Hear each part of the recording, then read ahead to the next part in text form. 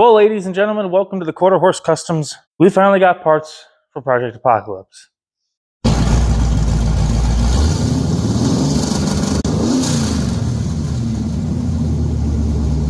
I've already gone through. We got all the rust fixed. I hope. I haven't found any more. Engine base painted. Floor pans are painted. Undercarriage is painted. But we're pretty much at a standstill until we get the rear end in the car. So I got to do subframe connectors and finish the roll cage next. But I can't do that without having the vehicle on its own suspension. So we finally broke down and got our parts. For starters, called up Summit Racing and I said, hey, this is my car, year, make, model, everything like that. Explained to them that I got a spool with a 31 spline, so I need axles. But with axles come C-clip eliminators. But before I can get C-clip eliminators on, I need to know what axles I have for the axle size. So I was like, hey, what do you recommend? Because I was really looking into the Alloy series or Alloy brand.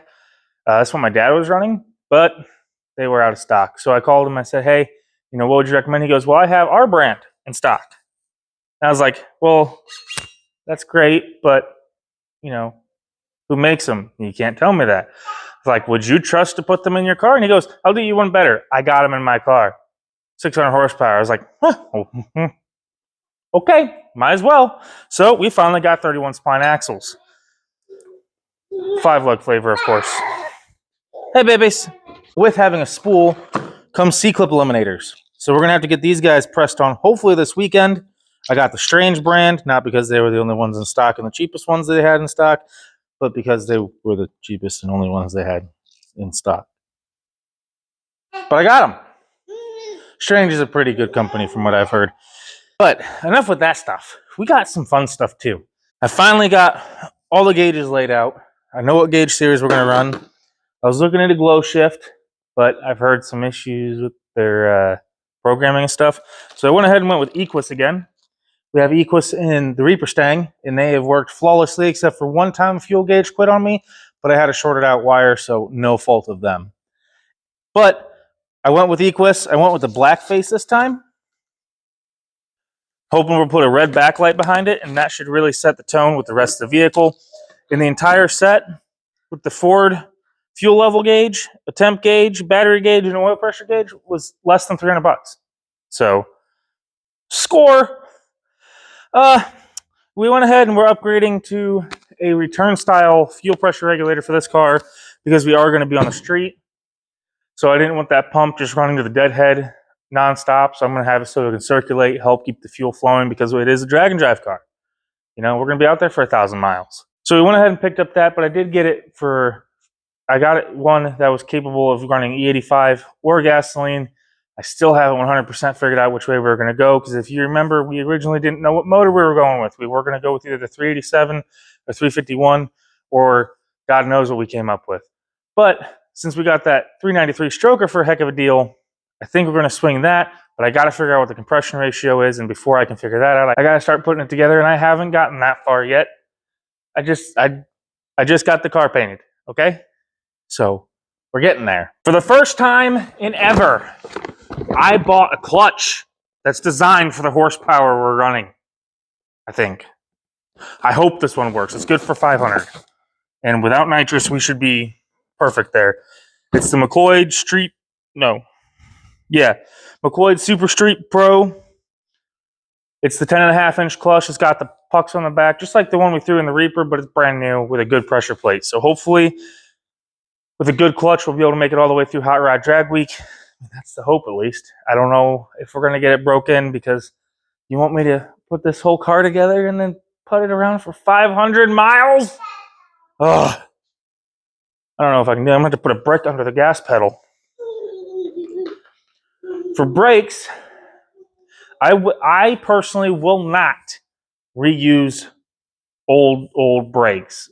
Now, if you're rebuilding a caliper, that's one thing, but as far as brake hoses, brake lines, master cylinder, I replace all that stuff because the last thing I want to do is have my brakes go out and I rear end somebody and I lose a Foxbody. So I've done a lot of digging, got a hold of my friend Bart at Hoyle's Competition Series, double checked with him on what he thinks would work, and I think we finally found a manual master cylinder that'll work for a Foxbody for almost nothing that you can get from any parts store. But in order to run that manual master cylinder, you got to have one of these guys. This is out of, I think it's originally out of the Reaper when she was 4-cylinder manual brake, but we went to power brakes in there. Big mistake. This is an aftermarket one I picked up off Facebook for like $10. So they're probably going to run this one, throw this one on the shelf in case they ever need it.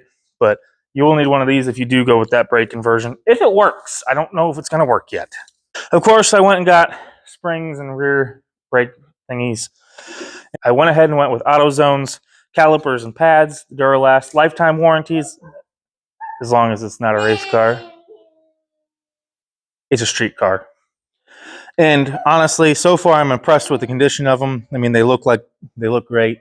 I mean, they have good plating on them and everything, and the pads look great, so hopefully those work out. Also, while at Summit, I picked up a clutch cable, Summit brand, the firewall adjuster, and somewhere around here is the quadrant. Getting ready to put that pedal in. I went with Summit brand because, one, I already have it in 2 other cars. It works great. I would recommend putting some grease on the line because that is the only complaint I hear is it eats up inside of here. A little grease down in there should help solve that. There's 2 different kits on there that I was looking at. The difference was one was a little cheaper, but it didn't have the firewall adjuster. You know, I might just want to unscrew that guy just a little bit instead of crawling under the car. So I went ahead and got the firewall adjusted set because, I mean, it's worked in the other car. Also, while I was at Summit, I went ahead and picked up a 351 Windsor swap oil pan with the pickup. It was in the scratch and dent section. Just a stock type pan. I originally bought this because the original plan was to take the 387 out of there and throw it into here and throw a 351 Windsor in there for the wife to play around with boost. But we got that 393 stroker. That also came with an oil pan. Oops. So now I've got 2 of them.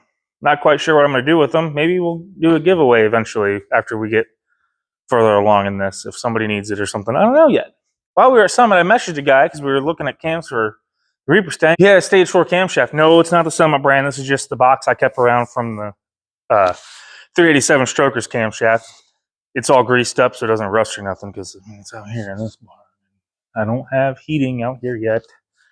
But it's the Trick Flow Stage 4 TFS 514-03004. It's like 595 lift and on intake and exhaust and like 302, I think, and 290 something duration. It's a healthy cam. Should be great to throw in that 393. Get a little more power out of it. Well, while I was there, the guy bamboozled me. He got me. He got me good. He got me to leave the camshaft. And then he goes, hey, you need a distributor for a 351 Windsor? And I was like, well, I mean, it wouldn't hurt. Wife's going to hate a 351 Windsor, so might as well. So he's like, oh, give me like $40 for it. I was like, oh, okay, that's not bad. And he goes, hey, you need some solid engine mounts, Team Z? And I was like, oh, well, I don't know. I mean, well, might as well, because, you know, we're putting a Windsor in the wife's car. So might as well. Gave me a steal on those. And then he goes, I got some Ford Racing plug wires. Okay, yeah. I mean, I'm getting the distributor. Might as well. So I got those too. And then he goes, hey, you interested in an oil pan? And I was like, oh boy. I remember when I got this for the 387. Got it off a buddy of mine. Originally, we thought it was for a 302, but it was for a 351, so we were really excited for that. But I was like, I really am running out of money. I don't know. He goes, give me $40 with the pickup and a brand new oil pump. I got to run to the ATM. So we got another 351 Windsor swap oil pan. That one, however, will be going on the 393 stroker. That way I don't have to steal the one off the wife's car. So, yeah, he got me. And then he goes, hey, you know, I got a flywheel. SFI, 28 ounce for a 351 Windsor for a Foxbody. Give me $500 for it. I was like, okay. Not really. He only wanted $40. He wanted $500 for the K-member and coilover set. That came out of a Foxbody. That's Team Z Chromoly. I really couldn't pass that deal up. We ended up having to come home, think about it, ended up saying, screw it, let's go get it, and drove all the way back over by Summit to pick it up. I mean, $500 for the K-member, control arms, and the coilovers, and an SFI flywheel that's like $250 brand new. So yeah, I went to buy a camshaft for $200, and he got me for a lot. Yeah. But the deals are out there, guys. I mean, hell, when you're out there and you're talking to people about Foxbody parts or, you know, Nova parts, Chevelles, whatever you're working on, ask them what else they got. They might not even know they're selling it. And next thing you know, you got to explain to the wife who's going to be coming home in 2 hours why the hell you have a tubular K-member for the Foxbody that you said you weren't going to put a tubular K-member in because we have a K-member that we took out of another car that's just fine. Yep, that's going to be a fun discussion. Because race car. But anyway, we've got most of what we need. We still have a few out ends we got to do. Like they got to make our roll cage bar. We still need to find a windshield. I got to figure out if I can make the stock shocks work for now because I wasn't planning on doing a tubular K-member. So I might be modifying some stock shocks to fit the coilovers for now just so we can get everything rolling. But Project Apocalypse is finally coming out of park and we're starting to get rolling. And, well, we're out of money. So whatever we got to make it work. So far, we've got what we need for the most part. We just got a lot of work to go. We have 5.5 months to get this whole car built. Yep. Yep, no problem there. Only took me a year to do the last one. So thanks for watching. Please make sure to like, comment, subscribe. Let me know what you think. Let me know what you're looking forward to. If there's something specific here that you wanted me to make sure I make a video on, let me know. But things are rolling here. So thank you.